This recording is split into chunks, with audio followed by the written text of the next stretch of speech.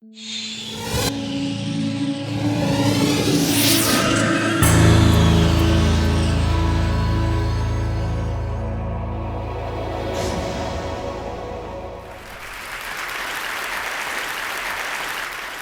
have spent the past few years putting myself into situations that are usually very difficult and at the same time somewhat dangerous. I went to prison. Difficult. I worked in a coal mine. Dangerous. I filmed in war zones. Difficult and dangerous. And I spent 30 days eating nothing but this. Fun in the beginning, a little difficult in the middle, very dangerous in the end. In fact, most of my career I have been immersing myself into seemingly horrible situations for the whole goal of trying to examine societal issues in a way that make them engaging, that make them interesting, that hopefully break them down in a way that make them entertaining and accessible to an audience. So when I knew I was coming here to do a TED Talk that was going to look at the world of branding and sponsorship, I knew I would want to do something a little different. So as some of you may or may not have heard, a couple weeks ago I took out an ad on eBay. I sent out some Facebook messages, some Twitter messages, and I gave people the opportunity to buy the naming rights to my 2011 TED Talk. That's right, some lucky individual, corporation, for-profit or non-profit, was going to get the once-in-a-lifetime opportunity, because I'm sure Chris Anderson will never let it happen again, to buy the naming rights to the talk you're watching right now, that at the time didn't have a title, didn't really have a lot of content, and didn't really give much hint as to what the subject matter would actually be. So what you were getting was this. Your name here presents my TED Talk that you have no idea what the subject is, and depending on the content could ultimately blow up in your face, especially if I make you or your company look stupid for doing it. But that being said, it's a very good media opportunity.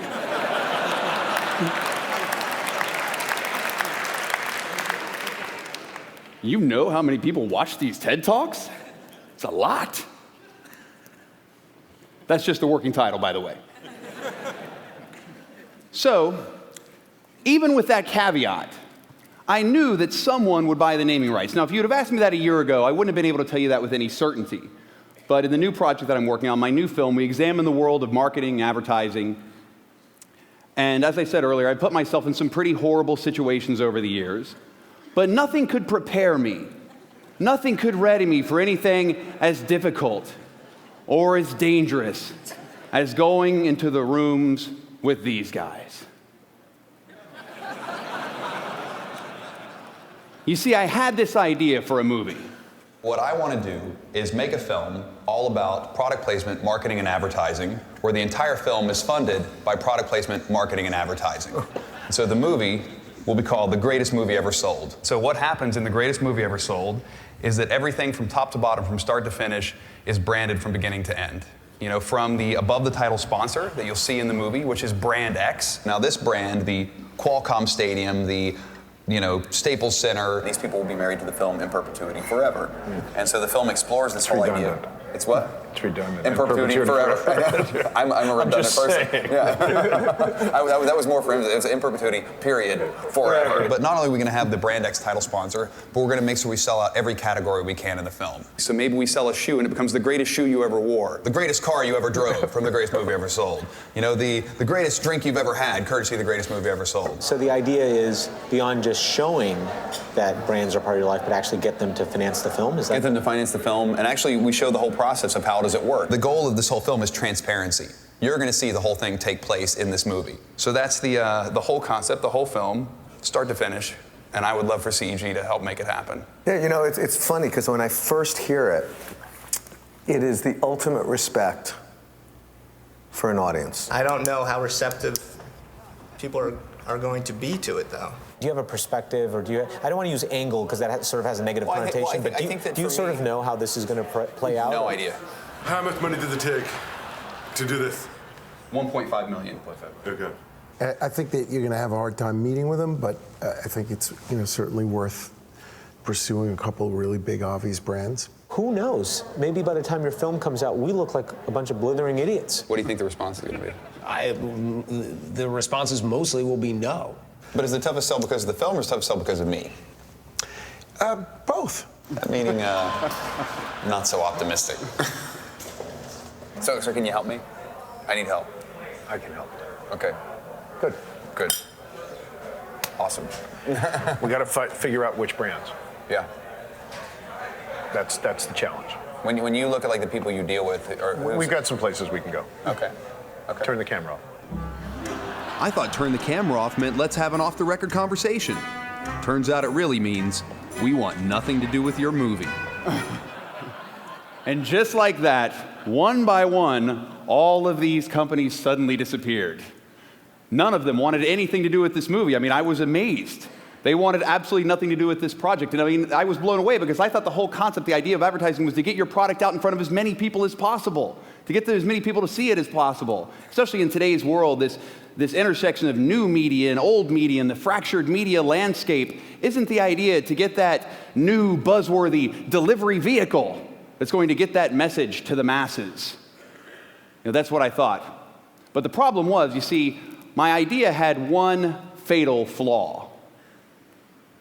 And that flaw was this. Actually, no, that was not the flaw whatsoever. That wouldn't have been a problem at all. See, this would have been fine. But what this image represents was the problem. See, when you do a Google image search for transparency, this is...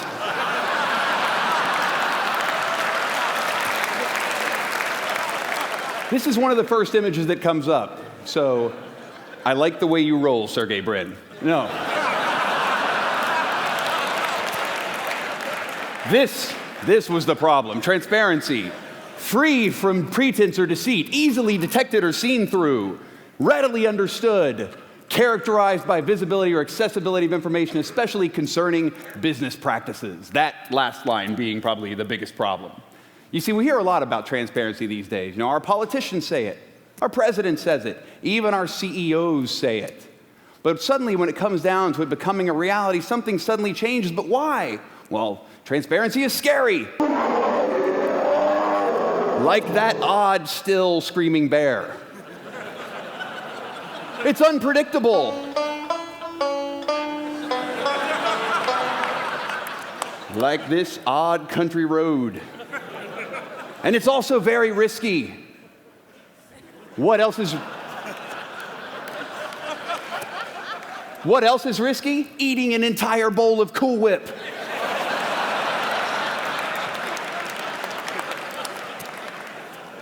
That's very risky.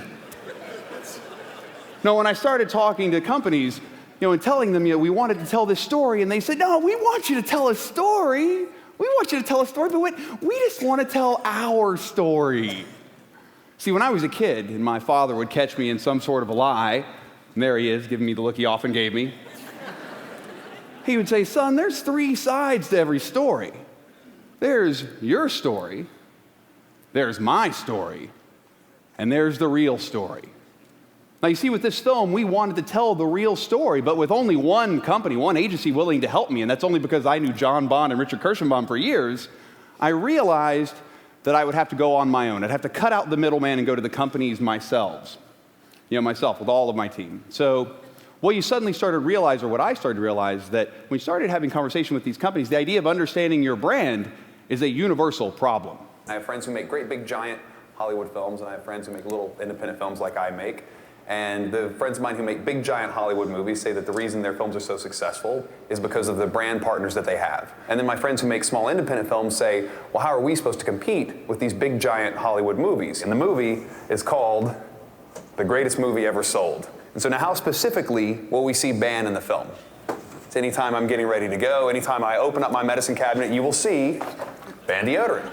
Well, anytime I do an interview with someone, I could say, Are you fresh enough for this interview? Are you ready? You look a little nervous. I want to help you calm down, so maybe you should put some on for the interview. So we'll offer, one of these fabulous scents, whether it's a floral fusion or a paradise winds, they'll have their chance. We will have them geared for both male or female, solid roll-on or stick, whatever it may be.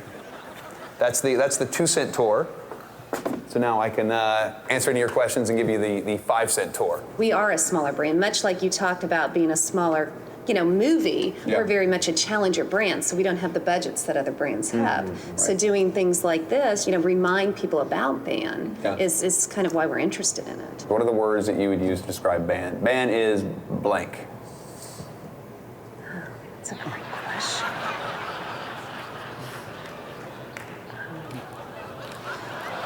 It's a superior technology. Technology is not the way you want to describe something somebody's putting in their armpit. We talk about bold, Yeah. fresh. Okay. I think fresh is a great word that really spins this category into the positive versus the fights odor and wetness. Right. It's keeps you fresh. Fresh How do all we day. keep you fresher longer, better freshness, more freshness, 3 times fresher, things like that that are more of that positive benefit. And that's a multi-million-dollar corporation. What about me? What about a regular guy? I need to go talk to the man on the street. The people who are like me, the regular Joes, they need to tell me about my brand. How would you guys describe your brand? My brand. I don't know, I like really nice clothes. 80s revival meets skater punk, unless it's laundry day. Right, what is brand Jerry? Unique. Unique. I guess what kind of genre of style I am would be dark glamour. I like a lot of black colors, a lot of grays and stuff like that, but usually I have an accessory like sunglasses or I like crystal and things like that too. If Dan were a brand, he might be a classic convertible Mercedes-Benz. The brand that I am is, I would call it casual fly. Part hippie, part yogi, part Brooklyn girl. I don't know. I'm the pet guy. I sell pet toys all over the country, all over the world, so I guess that's my brand. In my warped little industry, that's my brand. My brand is FedEx because I deliver the goods. Failed writer alcoholic brand? Is that something? I'm a lawyer brand. I'm Tom. Well, we can't all be brand Tom, but I do often find myself at the intersection of dark glamour and casual fly. But what I realized, I needed an expert. I need somebody who could get inside my head, somebody who could really help me understand what they call your brand personality. And so I found a company called Olsen Zaltman in Pittsburgh, who they've helped companies like Nestle, Febreze, Hallmark discover that brand personality. If they could do it for them, surely they could do it for me. You brought your pictures, right? I did. The very first picture is a picture of my family. And so tell me a little bit how it relates to your thoughts and feelings about who you are. These are the people who shape the way I look at the world. Tell me about this world. This world. Well, Yeah. I think your world is the world that you live in. Like the people that are around you, your friends, your family, the way you live your life, the job you do. Like all those things stemmed and started from one place, and for me, they stemmed and started with my family in West Virginia. What's the next one you want to talk about? The next one, this was the best day ever, How does this relate to your thoughts and feelings about who you are? is like, who do I want to be? I like things that are different. I like things that are weird. I like weird things. Tell me about the Y phase. What does that do for us? What is the machete? What pupa stage are you in now? Why is it important to reboot? What does the red represent? Tell me a little bit about her. What is it about you that's not who you are? What are some other metamorphoses that you've had? To be feared. What kind of roller coaster are you on? Thank you. Thank you. Yeah, thanks for your patience. Great job. Yeah. Thanks a lot. All right. Yeah. I don't know what's going to come of this. There was a whole lot of crazy going on in there. The first thing we saw was this idea that you had two distinct but complementary sides to your brand personality. The Morgan Spurlock brand is a mindful play brand. Those are kind of juxtaposed very nicely together, and I think there's almost a paradox with those, and I think some companies will just focus on one of their strengths or the other instead of focusing on both. Most companies tend to, and it's human nature, to avoid things that they're not sure of, avoid fear, those elements, and you really embrace those and you actually turn them into positives for you. It's a neat thing to see. What other brands are like that? The first one here is a classic, Apple, and you can see here too, Target, We, Mini from Mini Coopers, and JetBlue. Now there's playful brands and mindful brands, those sort of things that have come and gone, but a playful, mindful brand is a pretty powerful thing. A playful, mindful brand. What is your brand? If somebody asked you to describe your brand identity, your brand personality, what would you be? Are you an up attribute? Are you something that gets the blood flowing? Are you more of a down attribute? Are you something that's a little more calm, reserved, conservative? Up attributes are things like being playful, being fresh, like the Fresh Prince, contemporary, adventurous. Edgy or daring like Errol Flynn, nimble or agile, profane, domineering, magical or mystical like Gandalf? Or are you more of a down attribute? Are you mindful, sophisticated like 007? Are you established, traditional, nurturing, protective, empathetic like the Oprah? Are you reliable, stable, familiar, safe, secure, sacred, contemplative, or wise like the Dalai Lama or Yoda? Over the course of this film, we had 500 plus companies who were up and down companies say no, they didn't want any part of this project. They wanted nothing to do with this film, mainly because they had no control. They would have no control over the final product. But we did get 17 brand partners who were willing to relinquish that control, who wanted to be in business with someone as mindful and as playful as myself, and who ultimately empowered us to tell stories that normally we wouldn't be able to tell, stories that an advertiser would normally never get behind. They enabled us to tell the story about neuromarketing as we got into telling the story in this film about how now they're using MRIs to target the desire centers of your brain for both commercials as well as movie marketing. We went to Sao Paulo where they have banned outdoor advertising in the entire city. For the past 5 years, there's no billboards, there's no posters, there's no flyers, nothing. And we went to school districts where now companies are making their way into cash-strapped schools all across America. What's incredible for me is the projects that I've gotten the most feedback out of, or I've had the most success in, are ones where I've interacted with things directly. And that's what these brands did. They cut out the middleman. They cut out their agencies and said, maybe these agencies don't have my best interests in mind. I'm going to deal directly with the artist. I'm going to work with him to create something different, something that's going to get people thinking, that's going to challenge the way we look at the world. And how has that been for them? Has it been successful? Well, since the film premiered at the Sundance Film Festival, let's just take a look. According to Burrell's, the movie premiered in January, and since then, and this isn't even the whole thing, we've had more than 900 million media impressions for this film. That's literally covering just like a 2.5-week period. That's only online, no print, no TV. The film hasn't even been distributed yet. It's not even online. It's not even streaming. It's not even been out into other foreign countries yet. So ultimately, this film has already started to gain a lot of momentum, and not bad for a project that almost every ad agency we talk to advised their clients not to take part. What I always believe is that if you take chances, if you take risks, that in those risks will come opportunity. I believe that when you push people away from that, you're pushing them more towards failure. I believe that when you train your employees to be risk averse, then you're preparing your whole company to be reward challenged.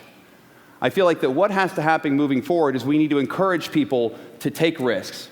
We need to encourage people to not be afraid of opportunities that may scare them. Ultimately, moving forward, I think we have to embrace fear. We've got to put that bear in a cage.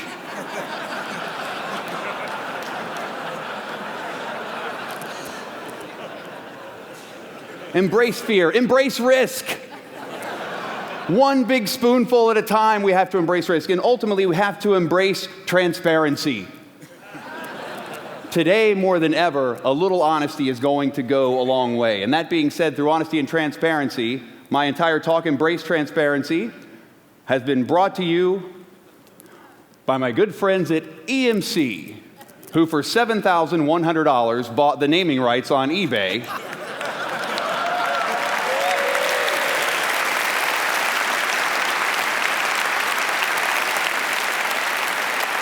EMC turning big data into big opportunity for organizations all over the world. EMC presents Embrace Transparency. Thank you very much, guys. Thank you.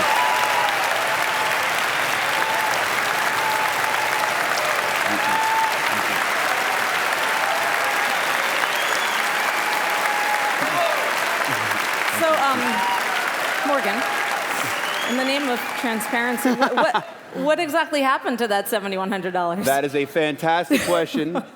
I have in my pocket a check made out to the parent organization of the TED Foundation, the Sapling Foundation, a check for $7,100 to be applied towards my attendance for next year's TED.